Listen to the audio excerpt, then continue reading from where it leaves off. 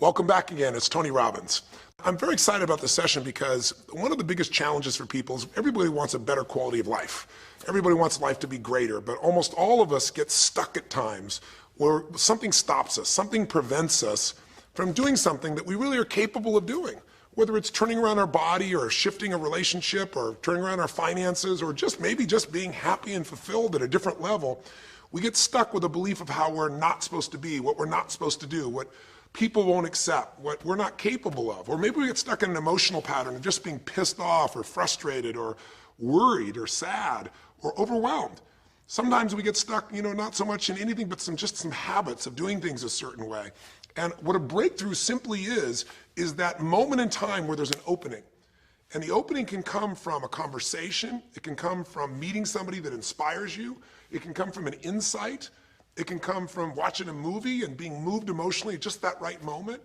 It usually comes because something kind of clicked inside of us. Something snapped us and made us look at life through a different filter in a different way. And it's a real breakthrough because you take that little insight, that little distinction, that little moment, or maybe that little or big emotion inside of you that says, no more, I'm going to change this. And suddenly you do something to make your life better. You break out of the impossibility of life has to be this way or life is controlling me, and you start to take back control of your life. You start to make the shift that creates the quality of life that you really deserve. Everybody experiences extreme stress at some point in their life. I don't care who we are. Something happens outside our control and it hits our life and it knocks us on our tail. It might be a health stress. It could be something with your family. It could be economic, career. It could be something emotional that happens, biochemical. There's so many things. It could be an environmental situation that had nothing to do with you. Every one of us in our lifetime are experiencing extreme stress. And these days, because of the economy and the way we respond to it, the majority of people are experiencing some form of extreme stress, at least according to polls. Stress doesn't come from the facts. Stress comes from the meaning that we give to the facts. Yes, those things have happened. But the real question is, if we fight what's happened, we got a problem. We got to decide, what are we going to do with what's happened in our life? How are we going to take this? How are we going to mold this? How are we going to turn our life around? Because when you come up with a new meaning, you get a new life. So what are we going to do in this session? Well, in this session, we're going to take a look at something from a different perspective. We're going to ask you this question. What is the single force that controls the quality of your life?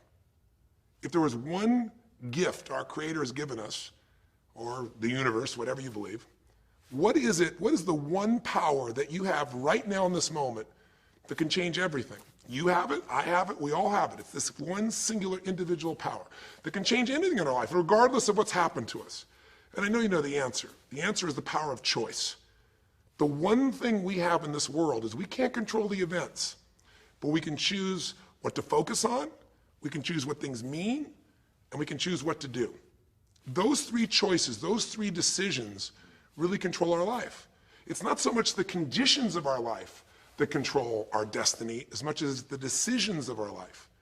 Try for a second to think about something. Think about your life and just think about, are there a few decisions? If I were to ask you 2 decisions you've made in your life, that if you would have made a different decision, you would have had a totally different life.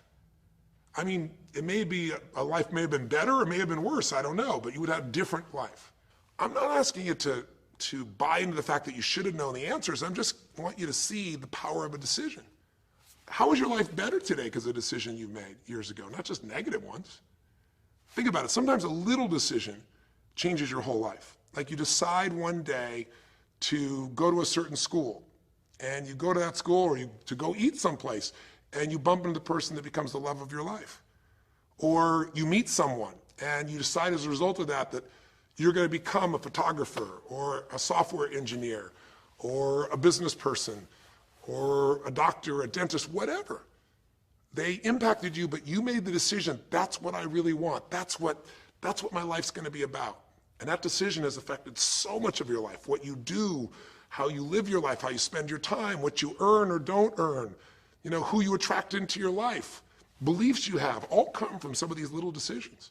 What you decide to eat from your dinner plate each night certainly determines your physical destiny, right? We all know that, at least to a certain extent. I know there's a certain amount that's genetics, but I'm talking about the stuff you and I can control. So decisions equal destiny. It's not our conditions, it's our decisions. So if we want a new life, if we want a new experience, we've got to make new choices.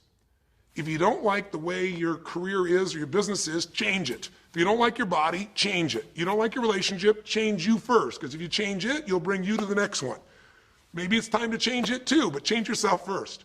If you want to change anything in your life, you have the choice. So there is no right or wrong. I just want to make you aware in this breakthrough session that everything in our life changes the moment we make a decision. And I mean a real decision. A decision is when you cut off any other possibility and you commit to something with everything you've got and you take action. But the big decisions start with little decisions like, what am I going to focus on? Because whatever you focus on, you're going to feel. If you focus on all the things that have been done to you in your life, of course you're going to feel like hell.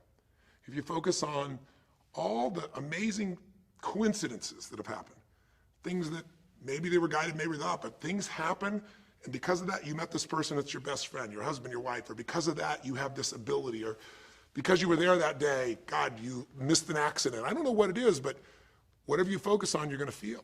If you focus on people don't care, and you'll look for reasons why they don't care, and evidence they don't care, you'll find it everywhere. If you look for evidence that people are really good people inside, that at some level we all care about each other, you'll find it. Seek and you shall find. The secret is, have you become conscious about your decision making? Because this breakthrough session is, really, you want to change your life, make new choices. New life comes from new choices, but you got to make conscious choices.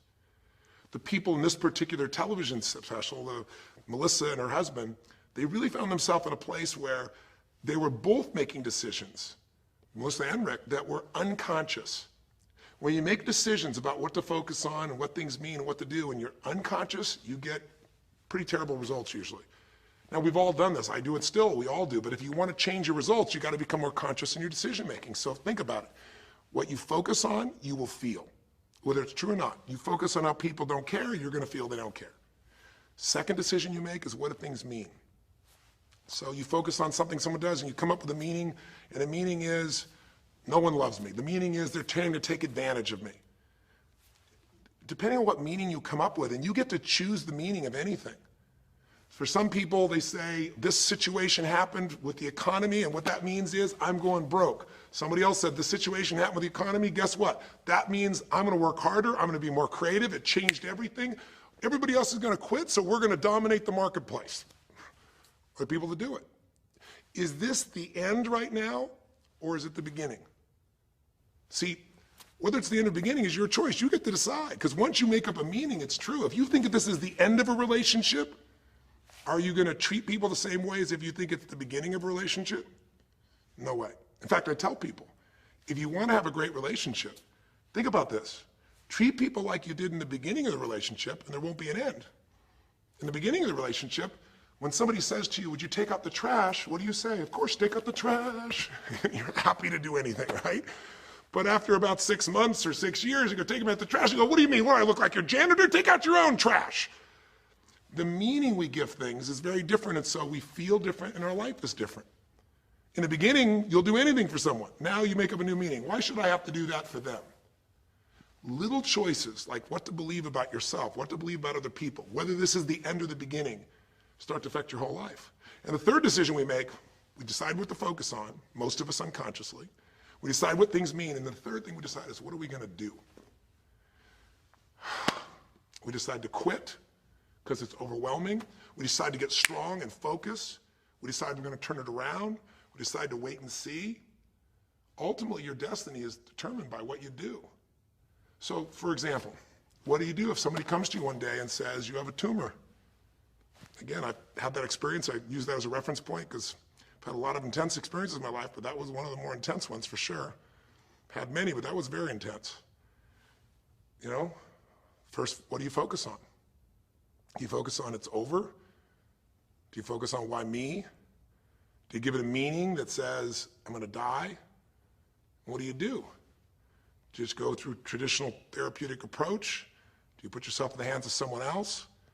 Do you evaluate this? Do you get a second or third opinion?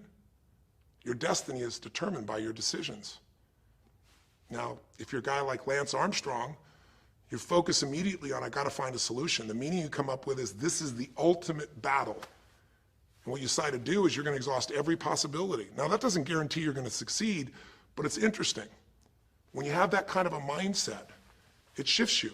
And Lance Armstrong, I mean, he was told things like, look, You got tumors here in your brain, you got them in your lungs, right? You got obviously in testicles, and you ride a bike for a living. That's pretty tough. But he made it through all of those pieces. Now, am I saying because he made the right choices? I can't tell you that. There's certainly some grace in everything. I think in life, there's three things. There's our ability to choose what we're focused on, or to commit, to get a result, to put all our intention and focus into something. There's our ability to do the right things, to have the right strategy, to execute. And then there's some grace. There's what some people call luck, some people call grace. There's if you do the right things over and over again and with total focus, sometimes, you get good fortune that comes your way. And you tend to have more good fortune when you're totally focused and decisive and you take lots of action than if you kind of just sit around and accept things like that you don't have a future. But the point of the matter is this guy turned it around. And what was he like after he got through this problem? After he had his breakthrough, after he faced cancer, racing against some other guy seemed like nothing by comparison. You're not much of a competitor. I faced death. And he goes on to win Tour de France after Tour de France after Tour de France, breaking every record anyone could ever imagine. What do you do decades ago, half a century ago almost now, and someone says to you, go to the back of the bus, and you're African American? One woman just decided, you know what, you can't take my dignity from me. I can only give that up, and I don't choose to give it up, and I will not go back to the bus. The answer is no. And Rosa Parks changed an entire society. Because that day she chose to focus on something else. She gave it a different meaning. This is not a command. You do not have control over me. And she decided to fight. And she changed the direction of a country and of many other countries. She started something. We forget that you don't have to be famous to have the ability to change at least your own personal history, to change the direction we go in our life. We have the power to choose, even if you haven't before. You can finally say, no more, I won't put up with that, within myself or from anybody else. And here's what I'm going to do differently. That's where the breakthroughs really start to happen. Now the question is, why do some people stand their ground and make something change versus other people just kind of accept things? Why do some people make bold decisions and other people make decisions that are based on trying to hang on to what they've got? Well, that's a more complex question to answer than we might have in a few minutes in this one session, but it is one that I've spent my life studying, because when you can change your decisions, you can change your life. When you can change the force that controls your decisions, you can change anything in your life. At some level, we have certain beliefs and values. But if I was going to make it simple, I'd say there's two things that determine your choices. The first thing is the state of mind and emotion you're in at that moment. Think about it. Have you ever snapped at somebody and had nothing to do with them? It was just the state you're in, right? You were frustrated, you were pissed off about something, and in that state of mind, whatever they said got interpreted through that state, and you made up a meaning like they were an irritant or they were interrupting you, and they weren't. You probably felt bad afterwards. When we get in the wrong state, we make the wrong decisions. When you get in a strong, empowering state, you'll make a better decision. Learning how to direct your state is a big part of what my work is with people, and it's a big part of what I do in my seminars. But the other thing that affects your decisions would be what I would call your story or your blueprint. We all have kind of a story about how our life is supposed to be. It comes from a set of life experiences, interpretations. Some people think life is all about getting theirs. Some people think life is about growing and contributing. Some people think life is about making judgments. Some people think life is about saving other people's lives. Some people think life is about being successful. Some people think God is the basis of everything, and the way to know God is to go through life in a very specific way with a set of rules, and they follow it. And that's what they believe. Whatever your story is, whatever your blueprint is just another way of saying whatever you believe is how your life is supposed to be, at some level, we either follow that blueprint or we fight it. If we follow it or we fight it, we're going to find that we're going to bump into things in life where life isn't always the same as we expect it to be or think it should be. And that's where we start to experience stress. So in this session of Breakthrough, when you watch this story and you saw Melissa, you saw the conflict between what she desired most and what she feared most. I really believe life is the dance between what you desire most and fear most. That's where you find where we live our life. The dance between what you want most and what you fear most. That's where all that energy is in life. So what does she want? She wants to be famous. She wants to be able to sing and have everyone hear her voice and be able to touch everyone. She wants to contribute. She wants to share her gift. And she definitely wants to be famous and successful. She needs to be closer to her children. And one of the big challenges in life is oftentimes what we want and what we need are two different things. She has 5 boys. They're all extremely young, as I'm sure you saw. And she has a husband. And while they're all supportive of her going on this journey, somewhere along the line, she lost that connection to what was most important. Now, is she a bad person to make bad decisions? No, good people make bad decisions when they get in lousy states, when our ego gets involved, or when we start believing our story. And here was the story she had. Being a mom's important, but the bigger gift God gave me is my singing voice. And once we get seduced into a particular story and we start to believe it, it takes a hold of our life and it controls all of our choices. And then pretty soon, bad choice on top of bad choice on top of bad choice starts to affect our life. Can you relate? How many times you've made some choices that you wish like hell you would have made a different decision back then, or that no one ever knows the stupid decisions you made? I know I can relate to that. So what I want to talk to you about today for this brief little session is how to break through a crisis. Crises happen, whatever type of crises you go through in your life, and I know you've had many, when we make some choices unconsciously and we get consequences. And we make them unconsciously because we're trying to get what we want. We don't really know what we value most. We don't know what we need. And we find ourselves waking up one day and going, why is my life this way? It's kind of like life is always calling to us to constantly grow and improve.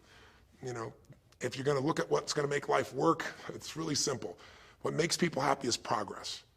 We're happy when we're progressing. If you're overweight, but you leave today and you say, you know what, this breakthrough thing, what I got out of today for me more than anything else is, I've been stuck waiting for some magical diet, some magical exercise plan, some magical time in the future when we have more time. There is no more time. I don't need to wait for that. I'm just going to make a decision today to get started. I don't need to go out there and go interview 20 trainers and get online. I don't need somebody to give me a perfect plan. I need just to pick up my shoes and start walking. I need to just get somebody behind me who just goes, run! I don't need to wait for perfection. I'm going to do something right now. I choose to get fit. I choose to walk. I choose to run. I choose to go join a club. I'm doing it now. A breakthrough happens the moment you make a new choice. And you don't have to wait. You can just get yourself in a new state. Maybe this tape will get you doing. Or you just have to have a new thought that says, you know what? I made choices in the past. I'm overweight because I chose to eat this and this. I'm not going to eat it anymore. I'm changing now. You can change your whole life real fast with just a few choices. But if you don't make the right choices, eventually you're going to face a crisis. Crisis is when you made so many poor choices that sooner or later life shows up, and instead of asking gently for you to change and improve, to grow, to make progress, to be happy, life, when it's a crisis, now demands change. It isn't asking anymore. We borrowed money as a society and we overspent and we talked about changing and we knew we had to change, and now a crisis happens and guess what? Nobody has a choice. The game has changed. And what crisis does is it melts us down. It melts us down so that we can recast our life. We can remold ourselves. And usually on the other side, our life is greater because as we go through that crisis, we have to grow. Everybody wants change. Nobody wants to do it. Everybody, I should say, wants progress, but nobody wants to change. Everybody wants their life better, but nobody wants to do the push-ups, the running, have the economic or emotional discipline to make it happen. But if you're watching this right now and you're still with me, some part of you wants more. And I'm saying to you, choose it. And the way you're going to choose it is really simple. If you're in that crisis, what keeps you in the crisis is probably because you're being reinforced. Most people, they overeat, or they smoke, or they drink, or they yell at people. They keep doing it because they're rewarded. Whatever gets rewarded gets reinforced. Whatever habit or behavior is reinforced becomes a habit, and then pretty soon, do it long enough, it becomes part of your personality, and pretty soon you think it's who you are, and you just keep living that way. I mean, it's easy to see this in other people, right? It's easy to see how messed up they are and how easy they could if they just make some new choices. All you got to do is turn on the television, some news program, some entertainment program, and you'll hear detailed descriptions about some person who is very powerful celebrity who is doing some stupid thing. Why do we see all this stuff on television? Why do we hear about every person you can imagine, from Lindsay Lohan to Britney Spears to all the way back to the old days it was Elvis or Michael Jackson or whoever it is that's in the news today in this stage of life in your country as you're watching this? It's because we want to see other people who make bad decisions so we can feel better about our own. But the reason those people don't change, Lindsay Lohan, she's got another DUI. She's putting herself at risk. She's putting other people at risk. She could kill someone. If she goes to jail, it's supposed to be 90 days. But here's the consequence. It goes to 2 weeks. And before she even gets out of the jail, she makes a deal for an interview and gets paid $1 million when she gets out for the interview. What do you think the chances of her changing when her bad behavior gets her $1 million, and I don't know if she even makes that for that much time of acting at this stage? What do you think the chances are when people around her say it's not your fault, it's not fair, they treat you unfairly? As long as we have the decision that we're not responsible, it's not our fault, we can't change anything. We have no power. So I don't know by the time you watch this if Lindsay will have changed, but if she did, it'll be because the enablers are gone, she's taken responsibility, and she's found something she values more than attention and money for bad behavior. Now, it's easy to look at that with her, but what about you and I? Where are you and I addicted to our problems? Where are you and I reinforced? So many people, when they have a big problem, listen, if things are going well, you say, oh, it's going so great. Your friends go, well, that's great. And after a while, they go, well, easy for you. But if you got a problem, people go, hey, I understand, and they connect with you. Where do we get addicted to our problems? If you want to make a new choice, if you want to make a new decision today, if you want to have a breakthrough in some area of your life, you got to give up the story that it's not your fault, and you got to give up the attention and the love and the connection and the commiserating that comes with it with other human beings. Here's how you change. 5 simple, quick steps, and then I'm going to give you a little tool that if you want to, you can go online and really make a change with. If you're going to change your life, step 1, I don't care if something has happened to you. You know, somebody has spilled oil all over where you fish. It's horrific. It's disgusting how they've dealt with it, but it's happened and you got to deal with it.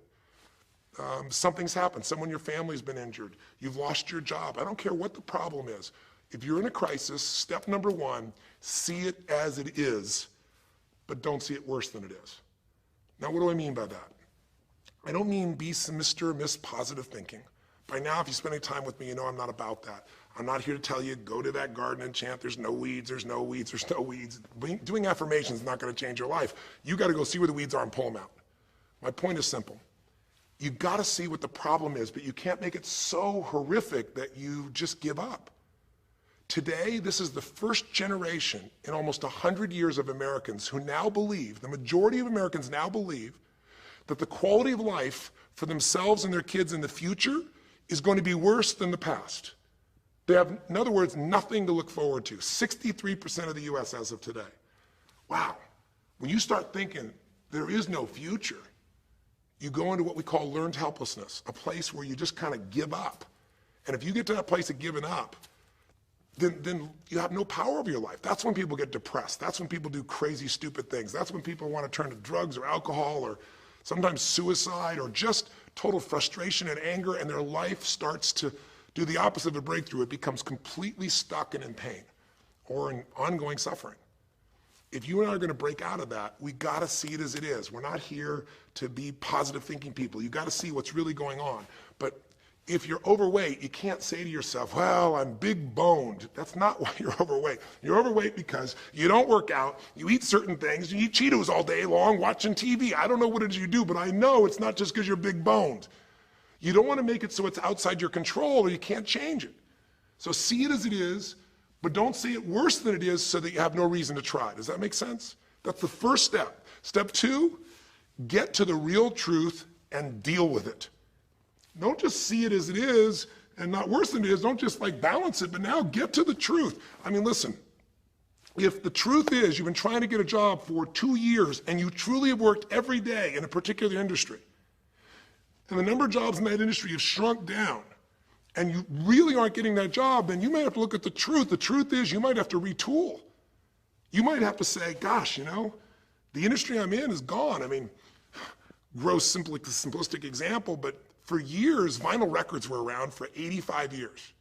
And it was a gigantic industry. And things came and went. During the vinyl record time, what happened? Well, there was, remember those 8-track tapes? Are you ancient enough to remember those things? Maybe you know somebody remembers those things. These big boxes, you push them in and out. Yeah, 8-tracks came and went, vinyl records were still here. And then cassette tapes came, right? And cassette tapes were smaller and more compact and more convenient and more seemingly indestructible. And they came over here and vinyl records were still selling like crazy. If you had a job in vinyl records, you kept it. But then a little thing came along called the CD. And when that happened, almost overnight, you saw an entire industry that's been around almost a century was gone. If you were the guy that worked in the vinyl record factory and knew everything about it, it was the second generation, didn't matter. It was over. And now we laugh about a CD, right? Because everything in this digital world you can have instantly. Who wants to put on a CD? Pretty rare, still available. In vinyl records, maybe there's a small market of people that are collectors, but it's gone. My point is, if you're in the vinyl record business, you got to tell yourself the truth. You got to see it as it is, not worse than it is, but you also got to get the truth and deal with it. You got to deal with the cards you're dealt. You're going to have to retool. You're going to have to change something. You might have to move. If you live in the Gulf, and I don't support anything that's happened there, who could? It's unconscionable what's happened with BP. But if you live in the Gulf and you're a third generation fisherman, and you fish for oysters and they're dead, you better get to the truth. Are they going to be dead for 2 years or 10 or 20 to the best of your ability? And you might say, well, I can't do anything else. I can't. I'm a third generation. This is all I know. Yes, you can. Get to the truth and deal with it. Deal with the card you're dealt with. You got to deal with it, sure, I'm sure legally, but in the meantime, you got to take care of your family. I'm not saying this off the cuff easy because I've been in those situations where it's impossible, it's unjust, it's wrong, but I still got to deal with it just like you. Am I making sense? It's like, you might say, I've lived here my life. You might have to move. You might have to fish someplace else. You might have to, I know you still got to deal with all the consequences, but you got to take back control of your life. There are unjust things that happen, but you got to take control. Easy for me to say, I'm not sitting in your shoes, I get that. But who hasn't experienced some form of injustice, someplace? Who's not dealt with something unfair? Who's not dealt with something that wasn't meant to be unfair, but it affected your entire life, your career, your finances, whatever? You gotta tell yourself the truth and you gotta get to those, dealing with the reality right now. The longer you wait, the longer the crisis will be. If you're having an economic crisis, gotta deal with it. Gotta downsize, right size, do whatever it takes. And I say, okay, Tony, well, so far you're telling me don't allow myself to make it so bad I don't try, see it as is, but don't make it worse than it is, and you're telling me get to the truth and deal with it. Well, that's nice, but how do I do that? Maybe the third step, more than just getting the role model, maybe to be more specific, is get a vision first. Get a vision and get strong. That's what I think your third step should be. You first tell yourself the truth, yes, see it as it is, not worse than it is, tell yourself the truth and deal with it, but the way to deal with it is say, what am I gonna go for? There's gotta be a compelling future. I gotta come up with a vision for my life, or a vision for my relationship. I've had terrible relationships, nothing's worked. Tell yourself the truth.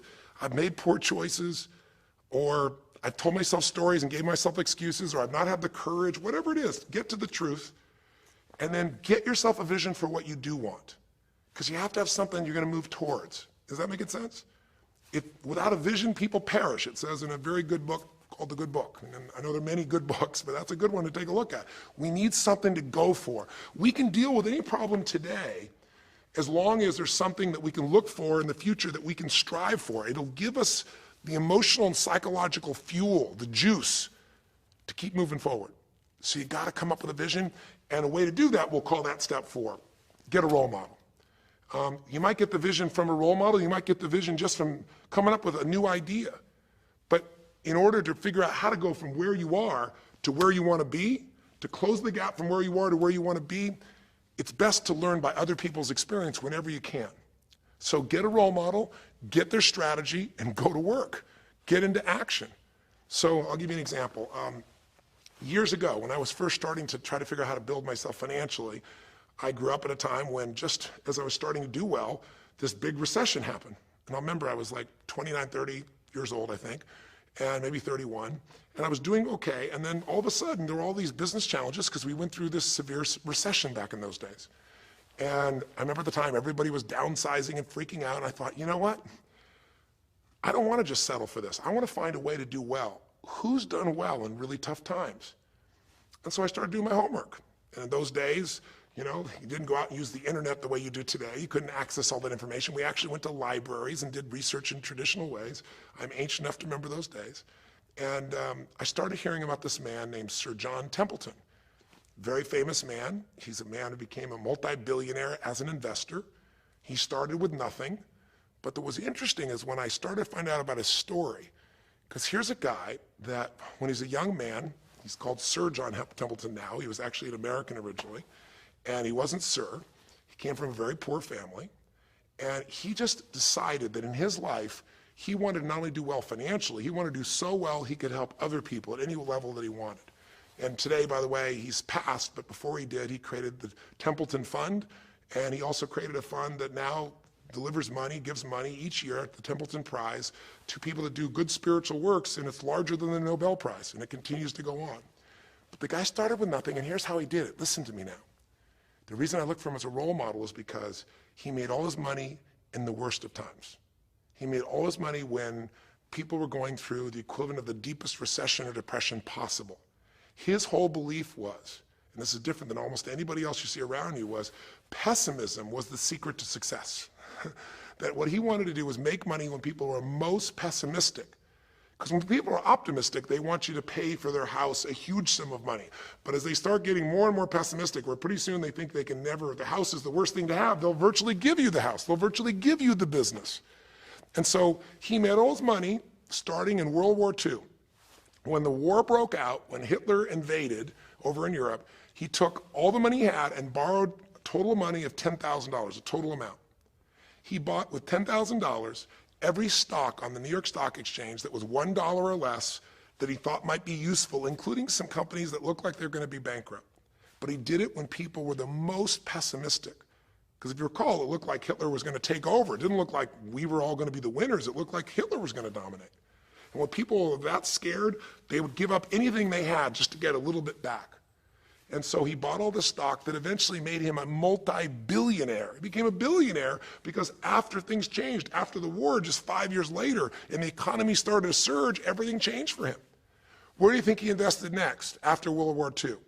Where was a country that was pummeled, that was down, the factories were basically turned into mud? Japan.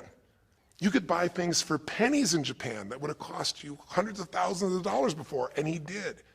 When everyone was most pessimistic, he went and did well.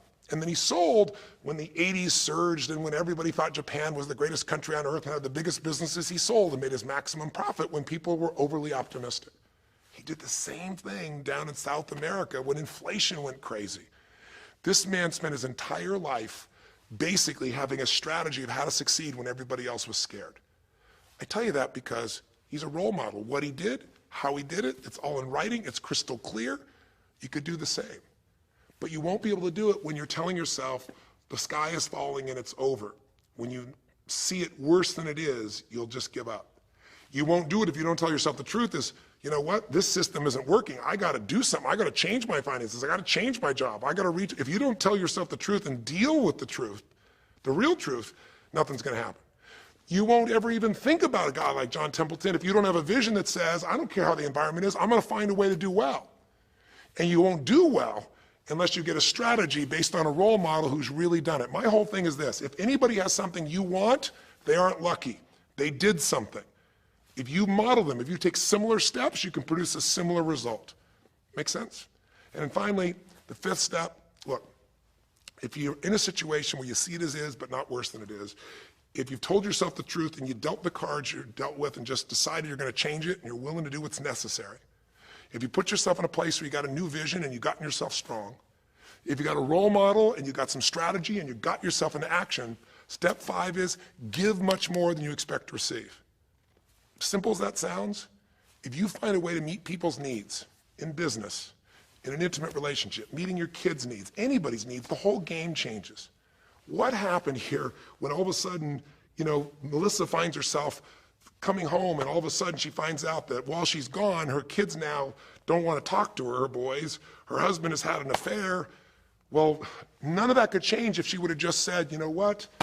My whole life is over, I'm done. And oh, by the way, I've just lost my career too because while I'm busy trying to deal with my family, I didn't finish the record, so I lose my record deal. And oh, by the way, we don't have any financial stability, now we're losing our house. If that family would have just said it's over, if Melissa or Rick either just said it's over, it would have been over. But they told themselves the truth. We got severe problems here, but they didn't make it worse than it was. They didn't say we can't turn it around.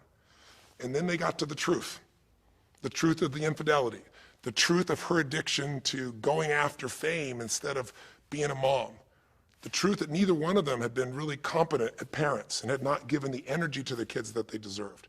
The truth will set you free, but first it'll piss you off. The truth it doesn't feel good, but Not feeling good is sometimes where you get your drive to change things.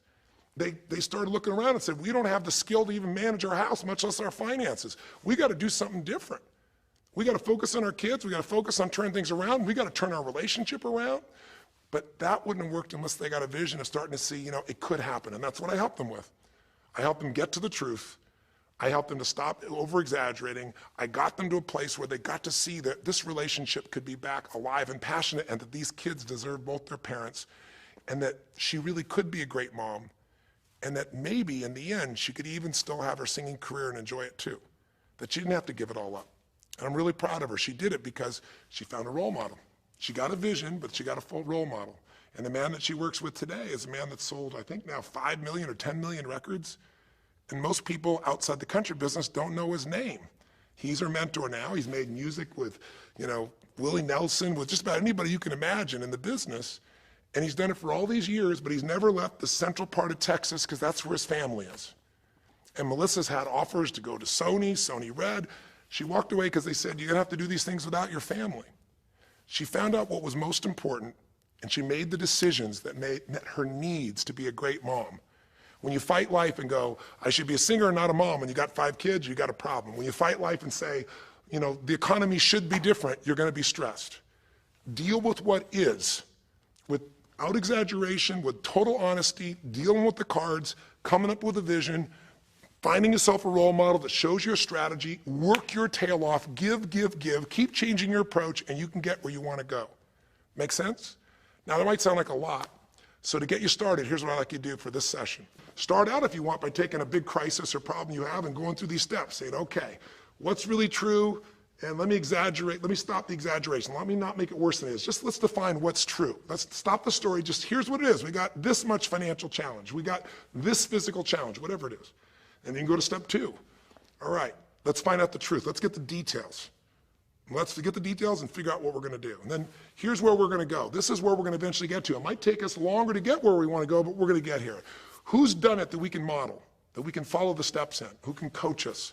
And let's just work our tail off and change every day.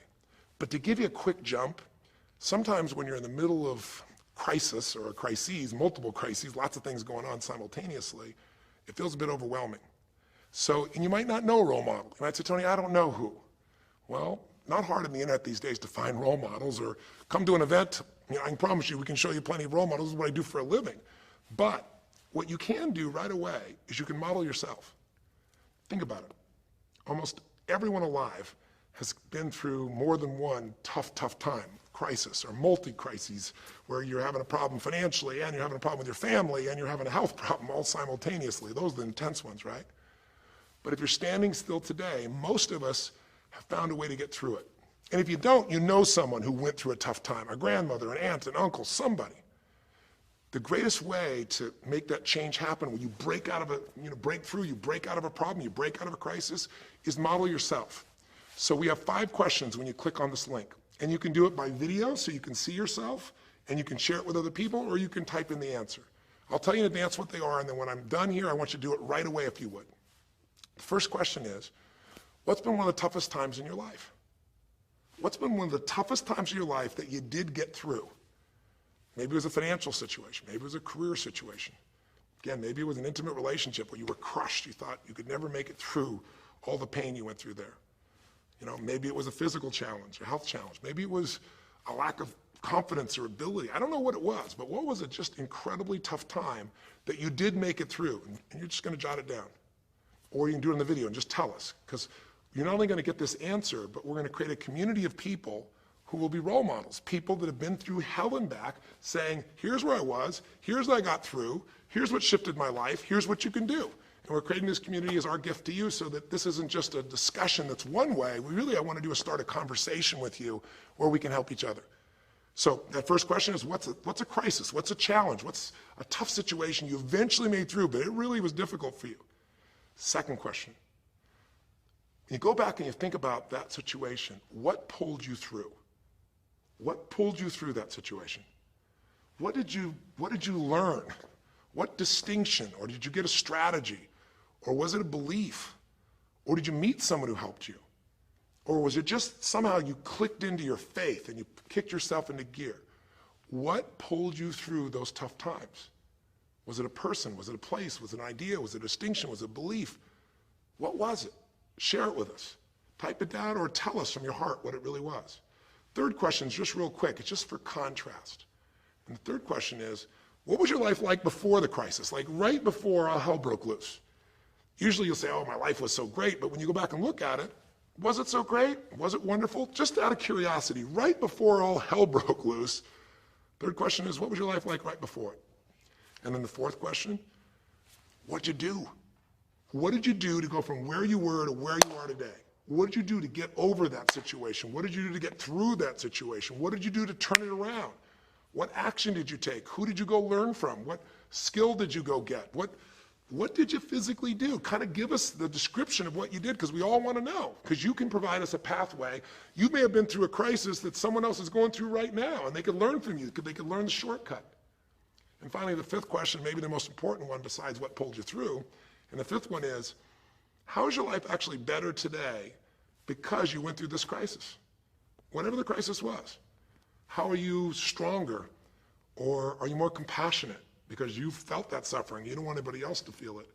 Or are you more hopeful because you know you made it through that so you can make it through other things?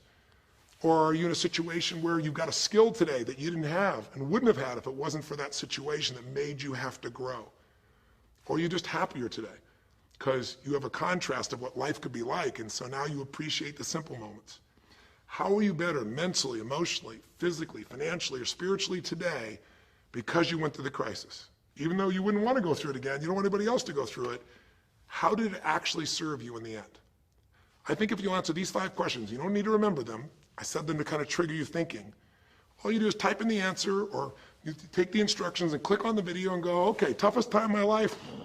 There have been so many, but I'd say when I went through this divorce, or I'd say when I was told I had this tumor, or I'd say when they told me this company was going to go bankrupt, or whatever it was. Second question, what pulled me through?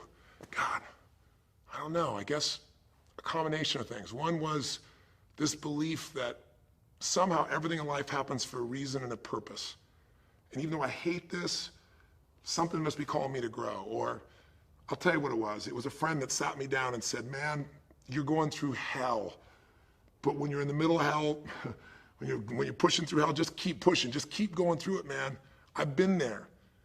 And he gave me this plan, or he gave me this strategy, or he told me, you know, this problem won't last forever. Trust me, I know it feels like it's the end of the world, but 10 years from now, you and I will be sitting here, and you'll be here with your children, and you'll be here with your wife, and we'll be talking about those tough days, and we'll actually smile and laugh about them and be so proud we made it through it together.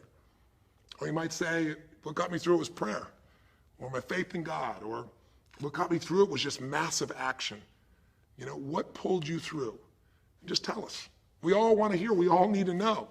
And there's lots of ways to get through hell, isn't there? There's lots of ways to get through a crisis. There's so many ways. That's what I want people to get. So when you're done with this on the website, you will give in something, because the community is not just a place you go get stuff, right? It's a place you give.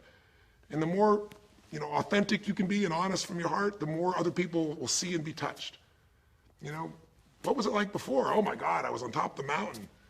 You know, what did you do? Here's what I did. You know, I told myself the truth. I went and got this new education. I went and started talking to people each day. Whatever you did. How's your life better today?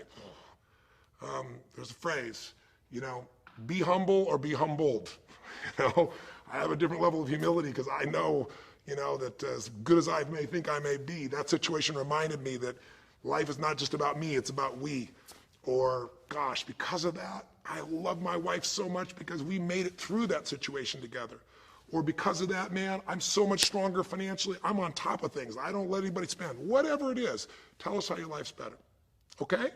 I don't know how long the session was. Again, there's no script here, baby. I just want to work with you heart to heart to say one thing. If you want to break through, you have to make new decisions. New choices create a new life. The only thing stopping you is some limiting belief, some belief about how life should be different or you should be different. Deal with life the way it is. Tell yourself the absolute truth. Don't make it worse than it is. Tell yourself the truth. Deal with it. Get a vision. Get strong. Get a strategy. Get a role model with a strategy and get into action, and then put your focus on taking action every day. Giving, giving, giving. Change your approach. You will get there. Go to the Power of Crisis right now. Click in. Give us your message and the answers to 5 and look at other people. You'll find people have been through things you can't imagine. A woman talking about how one day she was home and a man came in, and to try and save her children from being hurt, she had to let him rape her right in front of her kids. And when her husband found out, he came home, he was so upset he left her. And then she developed cancer. I mean, you'll see some stories here that'll blow your mind. And today she's the most happy, incredible woman, and she's helping other people who have cancer to get through it. She's healthy and strong. Her kids are strong. We need those kinds of role models. So whether your story is little or big, there is no little or big. We all need a pathway of power, and this will be a gift to yourself because it'll activate your resources. It'll be a gift to other people as well. So that's our session. The power of decision, the power of choice, how to face a crisis and turn around. It may not sound like rocket science. It's not. It's just called the truth, and the truth will set you free, as they say. So live strong and live with passion.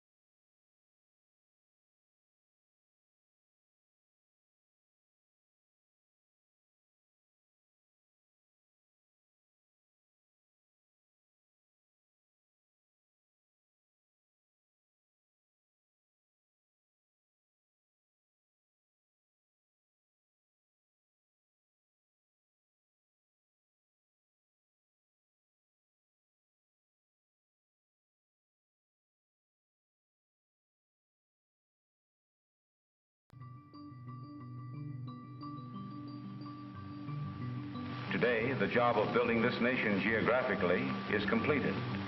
There are no